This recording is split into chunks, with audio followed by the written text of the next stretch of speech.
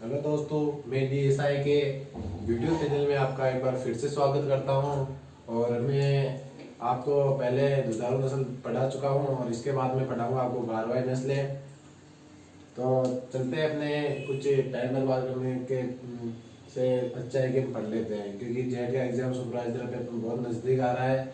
शायद जेट की एग्जाम की डेट भी आ चुकी है 8 अगस्त। तो आगे चलते हैं अपन।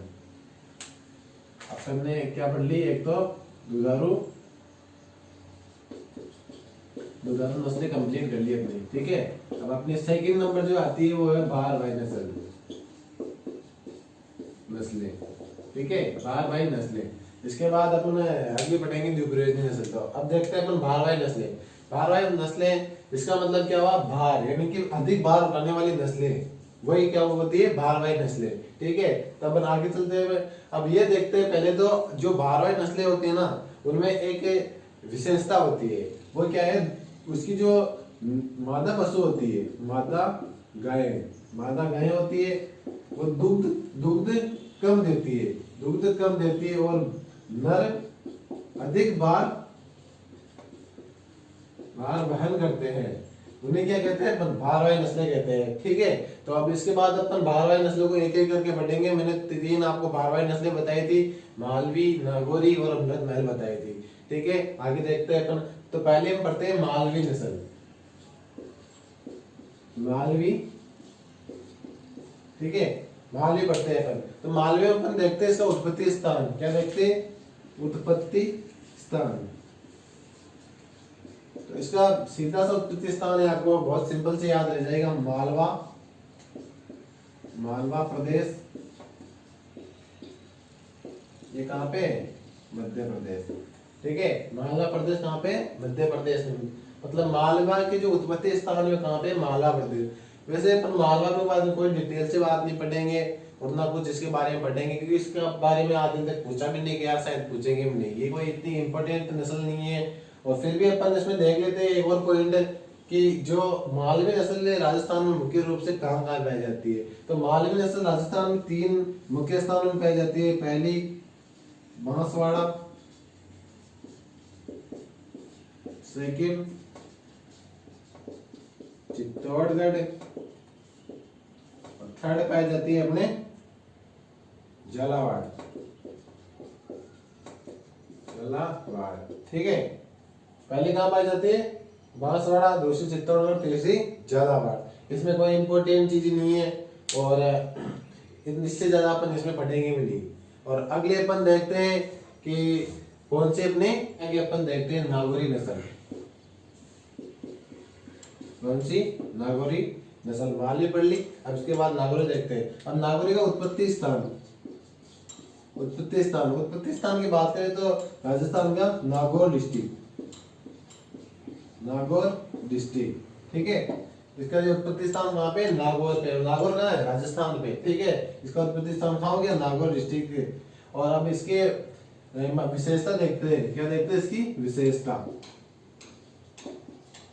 और विशेषता में अपन देखते हैं नागौरी नस्ल राजस्थान में जो भारवाही नस्ल है उसमें सबसे अच्छी नस्ल मानी जाती है। भारवाही नस्लों में राजस्थान में सबसे अच्छी नस्ल कौन सी मानी जाती है, नागौरी नस्ल मानी जाती है।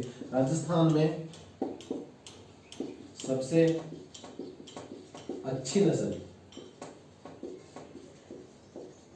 राजस्थान में सबसे अच्छी नस्ल कौन सी मानी जाती है, राजस्थान में भारवाही में सबसे अच्छी नस्ल नागौरी मानी जाती है, ठीक है। अब इसके बाद आगे देखते हैं अपन सबसे तेज दौड़ने वाले बैल। सबसे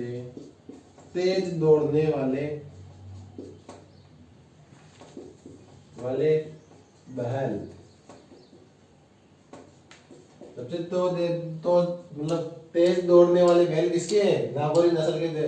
अगर आप ऐसा पूछ ले कि गायों की नस्ल में सबसे अधिक तेज दौड़ने वाले जो बैल होते हैं वो कौन से नस्ल के होते हैं, तो नागौरी नस्ल के होते हैं, ठीक है। अब इसके बाद आगे देखते हैं अपन कृषि कार्यों में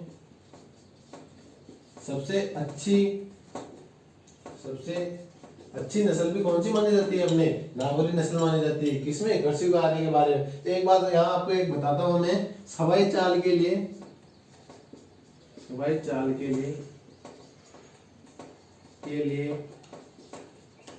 भी ये प्रसिद्ध है। सवाई चाल के लिए भी ये प्रसिद्ध है। वैसे तो बात की जाए सवाई चाल के लिए, तो सवाई चाल के लिए सबसे महत्वपूर्ण नस्ल कांकरेज मानी जाती है। कांकरेज, कांकरेज नस्ल कौन सी है सवाई चाल के लिए?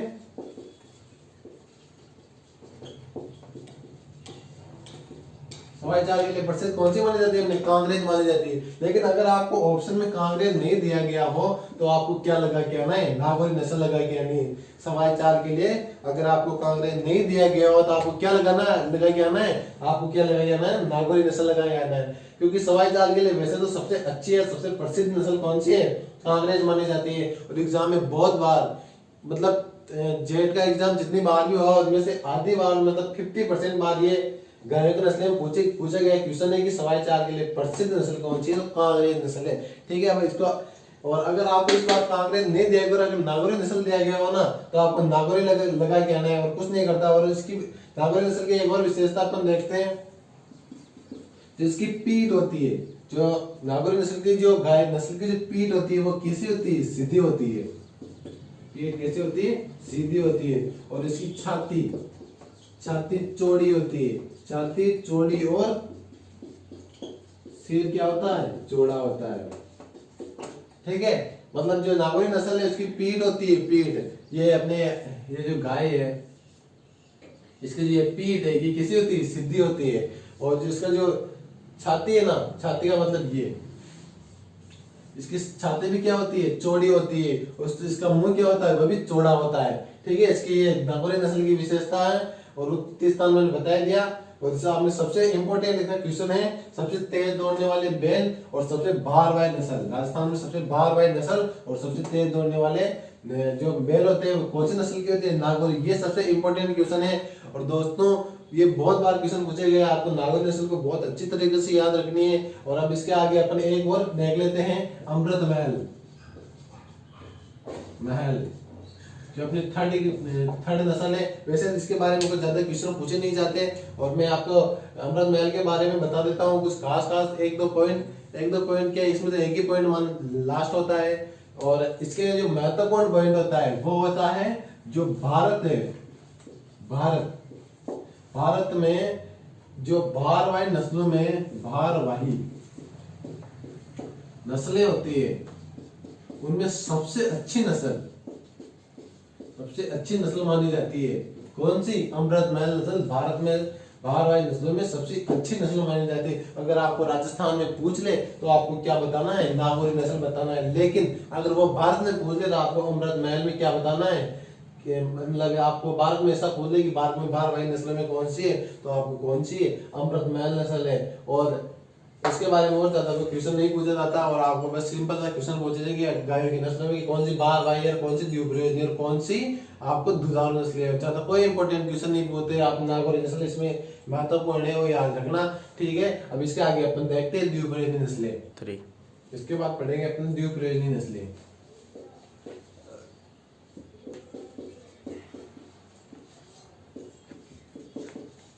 ठीक है, अब क्या पढ़ेंगे अपन? द्विप्रयोजनी नस्लें। अपने कौन कौन से हो गई? भारवाही होगी और दुधारू हो गई। अब मैंने आपको द्विप्रयोजनी नस्लें में 5 नस्लें बताई और इसके बाद अपन 5 उसके बाद एक और नस्ल पढ़ लेंगे, अंगोली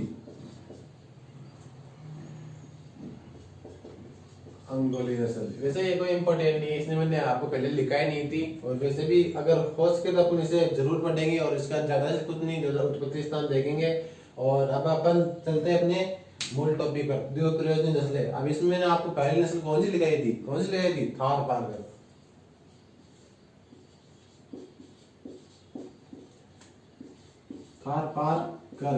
ठीक है, थारपारकर। इसका नाम देखते एक याद आता है, थार। क्या आता है याद है? थार मतलब थार का रेगिस्तान। अपने जो कहाँ पे था रेगिस्तान? राजस्थान में पश्चिमी इलाकों में। अब राजस्थान के पश्चिमी इलाकों में अपनी एक जो देश है उसकी सीमा अटैच करती है अपने राजस्थान की। वो कौन सा है? पाकिस्तान। ठीक है, पाकिस्तान अटैच करते हैं। तो इसका जो उत्पत्ति स्थान है, उत्पत्ति स्थान कहाँ हो गया? सिंधी। अब सिंधी कहाँ है? पाकिस्तान में। ठीक है, पाकिस्तान में। मतलब जो आपको ये उसका उत्पत्ति स्थान याद रखना था, आपको थार पारकर पहला नाम देखना है कि थार, यानी कि थार का रेगिस्तान। रेगिस्तान का मतलब वो है कि जो ये इसका उत्पत्ति स्थान है ना जो पश्चिमी इलाके राजस्थान में जो थार राजस्थान किधर है, पश्चिमी इलाकों में। अब पश्चिमी इलाकों कौन कौन से आते हैं अपने स्टेट मतलब डिस्ट्रिक्ट आते हैं, बाड़मेर आते हैं, जैसलमेर आता है, इसके अलावा बाड़मेर, जैसलमेर, डूंगरपुर ऐसे जो डिस्ट्रिक्ट आते हैं उनमें ये पाई जाती है मुख्य रूप से। और जिसका उत्पत्ति स्थान है तो मतलब उत्पत्ति स्थान इसका मतलब ये हो गया जो रेगिस्तान के आसपास जो जुड़ा हुआ क्षेत्र है ना वहाँ इसका उत्पत्ति स्थान होगा। तो अपने एक देश जुड़ा हुआ है वो क्या, पाकिस्तान, तो इसका उत्पत्ति स्थान कहाँ हो गया, सिंधी पाकिस्तान। ठीक है, अब इसका राजस्थान में विवरण कहाँ हो सकता है, राजस्थान में विवरण इसका हो सकता है बाड़मेर, बाड़मेर, ठीक है, और एक हो गया जैसलमेर, जैसलमेर। मुख्य रूप से आपको दो डिस्ट्रिक्ट याद रखनी है, बाड़मेर और जैसलमेर। ठीक है, अब इसके बाद मेरे को एक चीज यहाँ और याद आ रही है, जो इसका जो प्रजनन केंद्र है ना, प्रजनन केंद्र, प्रजनन केंद्र कहाँ है इसका, चांदन, चांदन, और ये चांदन कहाँ है, जैसलमेर में। ठीक है ना, चांदन कहाँ है, जैसलमेर में। जिसका उत्पत्ति स्थान हो गया ना, क्या हो गया, सिंधी पाकिस्तान। और राजस्थान में कहाँ पाई जाती है, बाड़मेर और जैसलमेर में पाई जाती है। और इसका प्रजनन केंद्र कहाँ है, चांदन, जैसलमेर में। आपको ये तीन चीजें मुख्य रूप से याद रखनी है। इसका उत्पत्ति स्थान आपने पूछ लिया जाता है और इसका उत्पत्ति स्थान याद करने में कोई प्रॉब्लम नहीं होती। इसका नाम देखते ही याद आता है कि थार, थार का मतलब रेगिस्तान, और रेगिस्तान किधर किधर इलाकों में अपने पाकिस्तान जो अटैच हो रहा है अपना जो एक देश जो वहाँ इसका उत्पत्ति स्थान है। और राजस्थान में विवरण भी आपको याद रखने की इतनी प्रॉब्लम नहीं आएगी, क्योंकि जो थार है ना, थार रेगिस्तान वो कहाँ कहाँ है, अपने बाड़ जैसलमेर में समथिंग फैला हुआ है। आपको पता हो तो आपके रेत के टीले पाए जाते हैं। अब इसके बाद अपन इसकी विशेषता देख लेते हैं, विशेषता। अब इसकी विशेषता क्या है, जो ये क्या है, थार मैंने पहले बताया आपको, रेगिस्तान, रेगिस्तान की जो प्रतिकूल दशाएं होती है ना उसमें भी ये दुग्ध उत्पादन दे देती है। ठीक है ना, मतलब ये जो प्रतिकूल दशा, प्रतिकूल दशा खाएंगी रेगिस्तान की, जो रेगिस्तान की प्रतिकूल दशाएं है ना उनमें भी क्या करती है, दुग्ध उत्पादन करती है, दुग्ध उत्पादन करती है।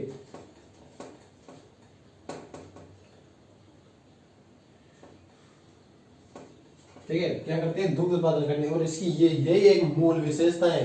क्या है इसकी मूल विशेषता, कि ये रेगिस्तान की प्रतिकूल दशाओं में भी क्या करती है, रेगिस्तान की प्रतिकूल दशा में ये दुग्ध उत्पादन करती है। ये इसकी मूल विशेषता, आपको केवल यही याद रखनी है। और इसकी एक दो और विशेषता देख लें, जिसके कान होते हैं ना लंबे, लटकते, चौड़े कान होते हैं, लंबे लटकते चौड़े कान होते हैं। ठीक है, अब लंबे लटकते चौड़े कान आपने पहले भी एक नस्लों में देखे थे, पत्तीनुमा कान। कौन सी नस्ल है, गिर नस्ल। और मैंने आपको वहां एक और नस्ल बताई थी कि बकरी की नस्ल में भी लंबे लटकते हुए जमीन पर टच करते हुए कान होते हैं। तो जब मतलब जमीन, मतलब ये नहीं कि वो खड़ी रहती है जब जमीन में टच होता है, ऐसा नहीं है। जब वो चढ़ती है ना तब उसकी जमीन में टच होते हैं। किसकी, जमुनापारी नस्ल की बकरी की जो नस्ल है। तो अपने पहले एक तो देखी थी गिर नस्ल जिसका पत्तीनुमा कान होते हैं। अगले देख रहे हैं थार बार कान लंबे लटकते चौड़े कान होते हैं। आपको ज्यादा कंफ्यूज नहीं होना है, थार बार इतना पूछा नहीं जाता। थार बार में सिंपल सा क्वेश्चन आएगा कि कौन सी, एक द्वीपयोजनी नस्ल है। तो आपको बता देना है कि द्वीपयोजनी नस्ल अपने थार बार के। और 100% अगर ऐसा आ गया ना कि द्वीपयोजनी नस्ल है तो आपको 100% श्योर है कि थार बार जरूर आपको ऑप्शन में मिलेगा। अगर थार बार नहीं हुआ तो आपको राठी मिल जाएगी। ठीक है, अब इसके बाद आगे चलते हैं कि जो थार बार करे इसका आपने एक तो पाकिस्तान, इसका उत्पत्ति स्थान देख लिया, राजस्थान में विवरण देख लिया, प्रजनन केंद्र देख लिया। इसके बाद हमने दो विशेषता देख ली। और इसके बाद अपन एक देखते हैं कि जो राजस्थान है, राजस्थान में सबसे भारी नस्ल, भारी नस्ल, भारी नस्ल भी किसको माना जाता है, अपने थार बार को माना जाता है। क्योंकि ये शरीर चौड़ा, भारी भरकम होता है इसका, भरकम, भारी भरकम शरीर होता है किसका, अपने थार पार का। और थार पार में इसका दूध उत्पादन देखिए, क्या देखिए इसका दुग्ध उत्पादन, दूध उत्पादन ज्यादा नहीं होता है इनका, लास्ट 1200 से 1500 लीटर पर ब्यात। ठीक है, पर ब्यात क्या होता है इसका दूध उत्पादन 1200 से 1500 लीटर होता है। अब इसके बाद अपन आगे देखते हैं कौन सी नस्ल देखेंगे, अपन राठी नस्ल देखेंगे। तो अपन अब पढ़ते हैं इसकी राठी नस्ल। अब इसके बाद अपन आगे बढ़ते हैं अगली नस्ल राठी। राठी ऐसा करते हैं अपन राठी और हरियाणवी को अंतर के रूप में पढ़ देते हैं। हरियाणवी अंतर के रूप में पढ़ लेते हैं, जो अपने क्या है जिसमें स्पोर्ट्स से पढ़ना आ जाएगा, ठीक है ना, और हमने ज्यादा कठिन भी नहीं पड़ेगा। अब राठी, इसका जो उत्पत्ति स्थान है, उत्पत्ति स्थान वो कौन सा है? पश्चिमी राजस्थान का राठ क्षेत्र, राठ क्षेत्र, और ये किधर है? अलवर, अलवर, और अलवर कहाँ है? राजस्थान में। इसका उत्पत्ति स्थान कहाँ हो गया? राठ क्षेत्र, जो कहाँ पे? अलवर जिला राजस्थान में, और इसका जो क्या है उत्पत्ति स्थान माना जाता है। ये पश्चिमी राजस्थान में भी पाई जाती है अधिकतर। और राठी की बात करें तो ये एक ऐसी नस्ल है जो ओनली राजस्थान में ही पाई जाती है, और कहीं भी इसका देखा नहीं गया है। मतलब ऐसे तो देख लेते हैं, लेकिन ये मतलब खास तौर पर अपने राजस्थान में पाई जाती है। इसका उत्पत्ति स्थान क्या है? राठ क्षेत्र में, अलवर डिस्ट्रिक्ट, ठीक है। अब इसमें हरियाणा की बात करें, हरियाणा के जो इसका उत्पत्ति स्थान है कहाँ है? रोहतक, रोहतक हरियाणा, क्या है? रोहतक हरियाणा। इसका उत्पत्ति स्थान हो गया, इसका भी उत्पत्ति स्थान हो गया। अब जो राठी है उसमें एक महत्वपूर्ण बात है, जो ये उत्पन्न हुई ना, जिनके जो संग्रहण होते हैं ना, एक तो लाल सिंधी और साहिवाल। राठी क्षेत्र दो नस्लों के संग्रहण से पैदा हुई है, वो एक तो लाल सिंधी रह गई, दूसरी साहिवाल। अब देखो, लाल सिंधी एक दुधारू नस्ल है, साहिवाल भी एक दुधारू नस्ल है, इसका मतलब राठी भी एक दुधारू नस्ल है, दुधारू। बट इसको अपने वहां कोई खास तौर पे क्वेश्चन नहीं पूछा जाता कि ये दुधारू नस्ल है, ऑप्शन में नहीं दी जाती, ये अधिकतर ऑप्शन दी जाती है, इसलिए आपने वहां ना पढ़ के तो इससे इस टॉपिक में पढ़ा है। और आपको ये भी याद रखना है कि ये दुधारू नस्ल भी है। अगर गलती से भी कोई ऑप्शन नहीं हो, लाल सिंधी साहिवाल गिर ना दिया, आपको राठी लगा के आ गए, ठीक है ना, क्योंकि ये राजस्थान की मुख्य दुधारू नस्ल है। क्या है इसकी एक विशेषता है कि जो राजस्थान की है ना, राजस्थान की मुख्य दुधारू नस्ल कौन सी है? अपनी राठी नस्ल है। राजस्थान की मुख्य दुधारू नस्ल कौन सी है? राठी नस्ल है। आपको ये एक बात भी याद रखना है। और अगर आपको ऐसा पूछना जाए ना कि ऐसा जैसे आ जाए द्वीप नस्ल, और अगर वहां नहीं मतलब आपको वहां आ जाएगी दुधारू नस्ल और राठी भी दी रखी है, साहिवाल भी दी रखी है, तो आप साहिवाल लगा के ना, राठी नहीं लगा के नहीं फिर वहां पे, क्योंकि ये अपने वहां पे इसका कोई खास इसका क्वेश्चन नहीं पूछा जाता, तो पढ़ते भी नहीं है इसको, द्वीप नहीं तरह अपन रखते हैं, तो आपको साहिवाल लगा के, क्योंकि साहिवाल एक सबसे अच्छी नस्ल मानी जाती है। वैसे तो राजस्थान में मुख्य नस्ल दुधारू की ये है। अगर आपको किसी ने ऐसे पूछ दिया ना कि राजस्थान की मुख्य दुधारू नस्ल कौन सी है, अगर राठी ऑप्शन में दिया रहेगा आपको राठी लगा के आना है, ठीक है ना। अब आगे बढ़ते हैं पर जो इसका जो राठी है ना, राठी में इसकी कुछ एक महत्वपूर्ण विशेषता है। कद इसका क्या होता है? कद छोटा, कद छोटा, सींग वे भी छोटे, और इसका रंग होता है लाल सफेद, ये रंग की होती है, लाल सफेद रंग की होती है। और इसके बाद अपन देखते हैं हरियाणवी में, हरियाणवी में इसका कोई अगर आपको याद रखना है तो ये याद रखना है कि एक है द्वीप नस्ल है, इसका उत्पत्ति स्थान कहाँ पे? रोहतक हरियाणा में। इसकी दो तीन विशेषताएं जो आपको बता देता हूँ। जो हरियाणी नस्ल है इसका सिर चौड़ा, कद ऊंचा,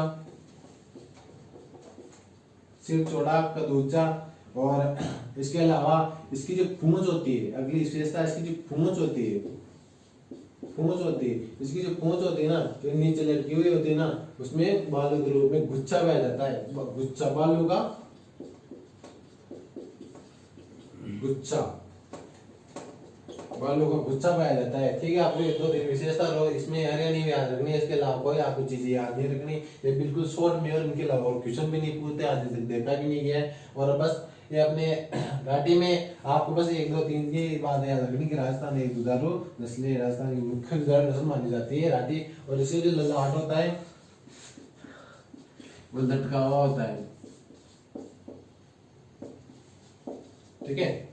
कोई इतना कोई स्पेशल लाट वाट ये सब पूछा नहीं जाता है कि लाट कैसा होता है वैसा होता है, आपको ऐसा कोई नहीं पूछते, बस आपको ये याद रखना। इसका जो संग्रहण है तो ये भी पूछ सकते हैं आप कि निम्नलिखित से राठी नस्ल कौन कौन सी नस्लों के संकरण से बनी है, तो लाल सिंध के साहिवाल, ठीक है। और एक ये द्विप्रजनन नस्ल है और राजस्थान की मुख्य दुधारू नस्लें मानी जाती है। राठ क्षेत्र में अलवर जिला, ठीक है। और कुछ भी नहीं है, कद छोटा होता है, सींग भी छोटे होते हैं, लाल सफेद होती है। और जो हरियाणा में याद रखना है, कुछ याद नहीं रखना। इसका जो उत्पत्ति स्थान है रोहतक हरियाणा है। और इसका सिर चौड़ा, कद ऊंचा, और इसकी पूंछ जो गुच्छा होता है वो गुच्छा पाया जाता है, ठीक है। और जो इसकी पूंछ होती है ना, पूंछ वो जमीन को चूमती हुई निकलती है। लेकिन मुख्य विशेषता चूमने का मतलब ये नहीं कि उसको चुम्मा करती है, इसका मुख्य मतलब ये कि ये नीचे जो अपनी जमीनों में उसको टच करती है, ठीक है ना। ये इसकी मुख्य विशेषता है, ठीक है। अब इसके बाद में आके देखते हैं 3 नस्लें हो गई अपने, थार बारकर राठी रानी, इसके बाद तो देखते हैं। अब इसके आगे अपन देखते हैं, अपन ने पढ़ ली थार बारकर हरियाणवी कांग्रेस, ये देख ली अपन ने। इसके आगे अपन देखते हैं कांग्रेस और एक मेवाती और एक अंगोली। ये अपने नस्लों में तीन नस्लें और बची हुई है, जिसमें से अपन ने अपने को अंगोली और जो मेवाती इसमें कुछ खास नहीं पढ़ना, उसको उत्पत्ति स्थान और एक विशेषता देख ली। इससे पहले कांग्रेस से पहले अपन वो देख लेते हैं। तो मेवाती और दूसरी है अंगोली। मेवाती की मैं बात करूं तो मेवाती में कुछ खास स्पेशल पढ़ना नहीं है। जो मेवाती होती है, मेवाती इसका जो उत्पत्ति स्थान माना गया है वो कहाँ माना गया है, कोसी मथुरा, कोसी मथुरा इसका क्या माना गया है, उत्पत्ति स्थान। और इसका जो राजस्थान में जो विवरण है वो कहाँ है, भरतपुर व अलवर। भरतपुर व अलवर में से क्या माना गया है, विवरण माना गया है, ठीक है। इसके अलावा आपको कोशी में कुछ याद, मतलब जो मेवाती है उसमें कुछ याद नहीं रखना, इसका उत्पत्ति स्थान देखना है। इसका उत्पत्ति स्थान कहाँ पे है, कोशी मथुरा में। और जो इसका राजस्थान में विवरण है वो कहाँ पे देखा गया है, मतलब मुख्य रूप से कहाँ पाई जाती है, भरतपुर व अलवर क्षेत्र में पाई जाती है, जिसे मेवात क्षेत्र भी कहते हैं राजस्थान का। अब ठीक, इसके बाद अब आगे देखते हैं अंगोली नस्ल। अंगोली नस्ल में अपन कुछ नहीं देखना, तो इसका उत्पत्ति स्थान ये होता है आंध्र प्रदेश, क्या है, आंध्र प्रदेश। और आंध्र प्रदेश में मुख्य बात की जाती है कि आता है गुंटूर। गुंटूर आंध्र प्रदेश में कहाँ पाया जाता है, गुंटूर आंध्र प्रदेश में। गुंटूर अंगोली नस्ल क्या है, उत्पत्ति स्थान है। अब अंगोली नस्ल की अपन ने एक दो और बात याद मतलब देख ले, तो इसका अन्य नाम इसके 2 अन्य नाम है, एक तो नेलोरी, नेलोरी भी इसे कहते हैं, और एक और ही कहते हैं इसको वेचूर। वेचूर और नेलोरी इसका अन्य नाम है किसका, अंगोली नस्ल का, ठीक है। और अगर ऐसे भी आ जाए ना कि अंगोली नस्ल नहीं दे रखी और ऐसा आ जाए कि अपने जो गायें हैं उनको अन्य नाम किस नाम से जाना जाता है, तो नेलोर वेचूरी नाम से। वेचूर क्यों कहते हैं, क्योंकि ये छोटे कद की होती है, छोटे कद की होती है, इसलिए हमने इसको वेचूर कहते हैं, ठीक है। अब इसके आगे अपन लास्ट अपनी एक और जो नस्ल बची है कांग्रेस, वो देख लेते हैं। तो अपन देखते हैं अपना कांग्रेस नस्ल, अपन देखते हैं अपना लास्ट में बची हुई नस्ल है जो द्विप्रजनन है वो कौन सी है, कांग्रेस। और मेरे हिसाब से कांग्रेस अपने द्विप्रजनन अब तक जो नस्लें पढ़ी है उसमें सबसे महत्वपूर्ण नस्ल है, ठीक है। क्योंकि ये अधिकतर है तो थार बारकर या कांग्रेस नस्ल दी जाती है अपने एग्जामों में। तो अपने कांग्रेस में पहला उसके देखते हैं उत्पत्ति स्थान। इसका उत्पत्ति स्थान है कच्छ रण क्षेत्र गुजरात,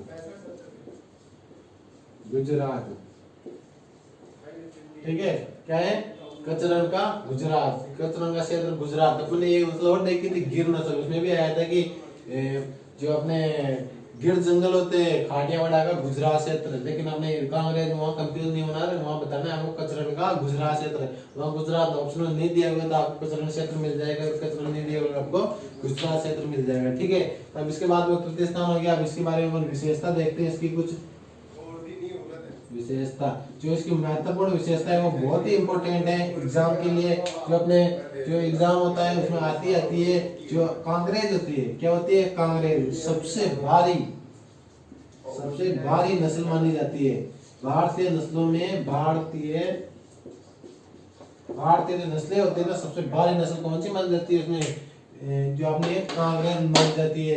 वैसे तो था पार्क में बताया कि वो सबसे भारी नस्ल, लेकिन आपने को अगर ऐसा आ जाए कि भारतीय नस्लों में सबसे भारी नस्ल कौन सी मानी जाती है, तो भारी नस्ल कौन सी अपने कांकरेज है। ठीक है, तो आपको इसकी ये विशेषता मुख्य रूप से याद रखनी है। अब इसके आगे देखते हैं अपन की इसकी और क्या विशेषता है। तो इसका जो विशेषता है, एक तो इसका जो ये इसका सिर चौड़ा, इसकी नाक आगे से उठी हुई, वो भारी भरकम, इसका भारी भरकम इसका शरीर होता है। ठीक है, भारी भरकम शरीर होता है, सिर चौड़ा, नाक आगे से उठी हुई, तो भारी भरकम इसका सिर होता है। इसकी एक और विशेषता देख ले, जो इसकी आंखें होती है, क्या होती है इसकी आंखें मोटी, आंखें क्या होती है मोटी होती है, आंखें मोटी होती है। ठीक है, अब इसके बाद इसकी एक विशेषता है, इसके थन होते हैं, क्या होते हैं थन आगे की, जो पीछे की थनों की अपेक्षा आगे के थन क्या होते हैं मोटे, आगे के थन यानी कि मोटे मतलब लंबे होते हैं। आगे के थन क्या होते हैं लंबे और पीछे के थन क्या होते हैं छोटे होते हैं। किसकी अपेक्षा, आगे के थन की अपेक्षा पीछे के जो थन होते हैं वो छोटे होते हैं, और जो पीछे के थनों की अपेक्षा आगे के लंबे होते हैं। ठीक है, अपने कौन सी विशेषता होगी, सिर ये होगी सिर चौड़ा, नाक लंबा आगे से उठा हुआ, भारी भरकम शरीर, आंखें मोटी और थन आगे पीछे के आगे थन पीछे की अपेक्षा थोड़े लंबे होते हैं। जो ये भारतीय नस्लों में सबसे भारी नस्ल है। और एक इसकी जो महत्वपूर्ण सबसे इंपॉर्टेंट पॉइंट वो देख लेते हैं। ये नस्ल सवाई चाल के लिए प्रसिद्ध होती है। सवाई चाल के लिए कौन सी नस्ल के बैल प्रसिद्ध होते हैं, तो सवाई चाल के लिए जो बैल प्रसिद्ध होते हैं वो कांकरेज नस्ल के होते हैं। किस नस्ल के होते हैं, कांकरेज। एक तो इसका जो ये भारी भरकम शरीर, एक है सवाई चाल, ठीक है, मतलब भारी भरकम शरीर और एक है सवाई चाल। आपको ये दोनों विशेषता सबसे महत्वपूर्ण विशेषता है। और अपने जो गाय की जो नस्लें बढ़ी है, देसी गाय की नस्लें, इसके बाद अपने विदेशी गाय की 2 नस्लें होल्स्टीन फ्रीजियन जर्सी गाय, इसके बारे में भी देखेंगे। और अब ये अपने ये हो गई, मतलब इसकी द्विपद नस्लें यहीं समाप्त होती है और अपने देसी नस्लें हमने कंप्लीट कर ली। और इसकी कुछ अब 2 नस्लें बची है, एक जर्सी एक बदली होल्स्टीन फ्रीजियन, जो अपन देखते हैं इसके आगे। ठीक है, अब आगे चलते हैं अपन। बाद अपन देखते हैं विदेशी नस्लें। देसी नस्लें हमने कंप्लीट कर ली, इसके आगे अपन विदेशी नस्लें देखते हैं। ठीक है, विदेशी नस्लों में ज्यादा कोई डिटेल से 2 नस्लों के बारे में पढ़ेंगे, जर्सी और एक होल्स्टीन फ्रीजियन, जो सबसे महत्वपूर्ण नस्लें हैं। और अपन बात करें जर्सी नस्ल की। जर्सी नस्ल की अपन बात करते हैं तो इसका उत्पत्ति स्थान कहाँ माना जाता है, उत्पत्ति स्थान इंग्लिश चैनल का जर्सी द्वीप समूह,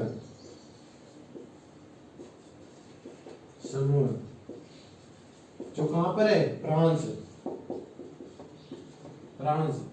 ठीक है, इंग्लिश चैनल का जर्सी द्वीप समूह, इसका जो उत्पत्ति स्थान में माना जाता है ये कहां पर है, फ्रांस में है। और इसका जो महत्वपूर्ण क्वेश्चन पूछते हैं वो भी यही पूछते हैं, इसका जो उत्पत्ति स्थान है सबसे इसका महत्वपूर्ण क्वेश्चन पूछा जाता है। ठीक है, अब इसके बारे में इसकी जो अपन जर्सी द्वीप है ना, मतलब जर्सी जो गाय है इसकी कुछ विशेषता देख लेते हैं। इसकी विशेषता,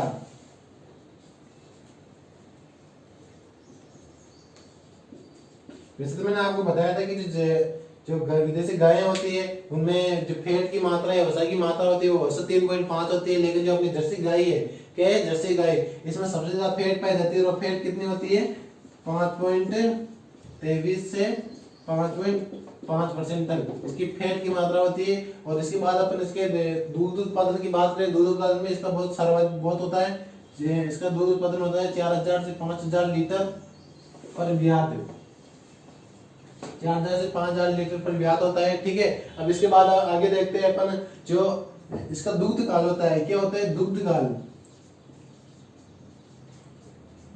वो विदेशी गायों देसी गायों में सर्वाधिक दूध काल किसका होता है, जर्सी गाय का। और वो कितना होता है, 305 दिन। मैंने पहले आपको बताया था कि देसी गायों में जो दूध काल होता है वो 300 दिन का होता है। और जो अपने जो जर्सी गाय है उसमें दूध काल कितना होता है, 300 दिन का होता है। ठीक है ना, अब इसके बाद अपन देखते हैं कि जो जर्सी गाय है ये जो होल्स्टीन फ्रीजियन है ना, इससे होल्स्टीन फ्रीजियन इसकी अपेक्षा वातावरण में अधिक प्रतिकूल है, अधिक प्रतिकूल या सहनशील नस्ल है। ठीक है, ये हो गए अपने जर्सी गाय, और इसमें ज्यादा कोई स्पेशल नहीं पढ़ना है, इसको उत्पत्ति स्थान याद रखना है, ये विदेशी गाय है। ठीक है, इसके विषय ये वसा की मात्रा याद कर लेनी है। अब इसके बाद अपन देखते हैं आगे होलिस्टियन फ्रीजियन, देखते हैं अपन होलिस्टियन फ्रीजियन। ठीक है, अपन ने जर्सी पढ़ ली, अब इसके आगे देखते हैं। जर्सी में कुछ बातें रह गई थी जो मैं आपको बता दूं। जर्सी में जो कुल ठोस पदार्थ की मात्रा, कुल ठोस पदार्थ की मात्रा दूध में कितनी होती है? 12.5%। नहीं 12.5 नहीं 15% होती है, जो हाईएस्ट होती है। ठीक है, जो विदेशी नस्लों में जो दूध में जो कुल ठोस पदार्थ की मात्रा होती है ना सब, जो 15% होती है, वो हाईएस्ट होती है जर्सी जो नस्ल होती है उसमें। ठीक है, अब उसके एक ये छूट गया था मेरे, उसका जो रंग होता है वो है लाल हल्का बादामी। ठीक है, हल्का बादामी होता है, लाल होता है उसका तस्करी रूप में होता है। ठीक है, लटका हुआ तस्करी रूप में होता है। ठीक है, ये हो गए अपने जर्सी है। इसके बाद में देखते हैं होलिस्टियन फ्रीजियन। होलिस्टियन फ्रीजियन में बात करें तो इसका उत्पत्ति स्थान माना जाता है हॉलैंड, जिसे नीदरलैंड भी कहते हैं। ठीक है, अब इसके बाद होलिस्टियन फ्रीजियन की बात करें, इसकी विशेषता की अपन बात करें तो होलिस्टियन फ्रीजियन सबसे भारी नस्ल मानी जाती है। भारी नस्ल, विदेशी नस्लों में सर्वाधिक दुग्ध उत्पादन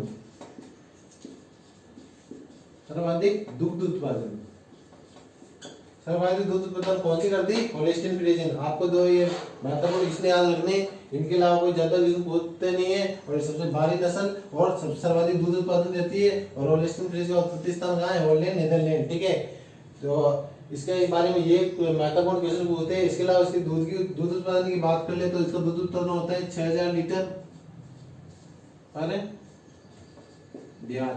ठीक है, इसका 6000 लीटर पर ब्याज होता है ये होलिस्टियन फ्रीजियन का। ठीक है, आपको बस ये इसमें चीजें याद रखनी है और कुछ याद नहीं रखना। होलिस्टियन फ्रीजियन में अपनी जर्सी हो गई, होलिस्टियन फ्रीजियन हो गई। अब इसके बाद अपन कुछ महत्वपूर्ण क्वेश्चन की बात करें जर्सी और होलिस्टियन फ्रीजियन में, तो वो होती है कि जो आपसे जो जर्सी गाय होती है, जर्सी गाय राजस्थान की जो अनुकूल दशाएं होती है, अनुकूल दशाएं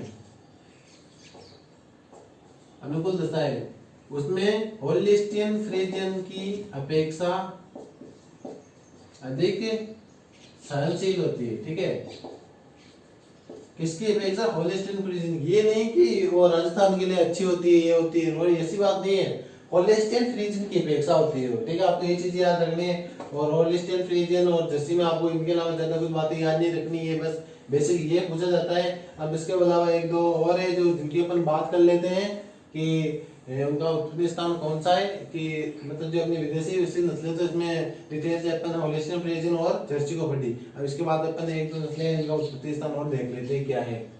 इसके बाद अपन देखते हैं कि जो दो तीन मैंने बताया कि आपको दो तीन के उत्पत्ति स्थान देख लेते हैं। उससे पहले अपने होलिस्टियन फ्रीजियन का रंग होता है वो कैसा होता है? काला, और उस पर सफेद रंग के धब्बे पाए जाते हैं। ठीक है, आपको सब कलर याद रखना है, उससे कोई पूछते नहीं है, आपको ज्यादा स्पेशल नहीं है। अब इसके आगे अपन दो तीन नस्लें उनका जो उत्पत्ति स्थान देख लेते हैं। Red Denmark. ठीक है, कुछ याद नहीं रखना आपको। रेड डेन का उत्पत्ति स्थान और डेनमार्क ये लाल रंग की होती है। ठीक है, बस ये याद रखना है आपको रेड डेन में। इसके आगे अपन चले तो ब्राउन स्विस, ये भी एक विदेशी नस्ल है स्विस। जिसका उत्पत्ति स्थान की बात करें तो स्विट्जरलैंड। ठीक है, बस ये याद रखना है स्विट्जरलैंड, ब्राउन स्विस में किसका उत्पत्ति स्विट्जरलैंड है। और इसकी एक विशेषता की बात करें तो जो गर्मी के प्रति ये नस्ल जर्सी गाय होती है ना, जर्सी गाय उसकी अपेक्षा अधिक सहनशील होती है। ठीक है, सहनशील होती है। जो ब्राउन स्विस जो नस्ल होती है वो जो जर्सी गाय होती है गर्मी के प्रति उससे की अपेक्षा भी अधिक सहनशील होती है। ब्राउन स्विस में आपने एक बात और याद रख लेनी है, अपने रेड डेन होगी, ब्राउन स्विस हो गई, इसके अलावा अपन एक नस्ल और पढ़ते हैं कि अपन वो देखते हैं आयरशायर एक।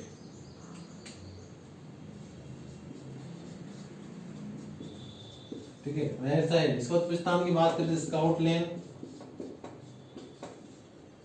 स्काउटलैंड।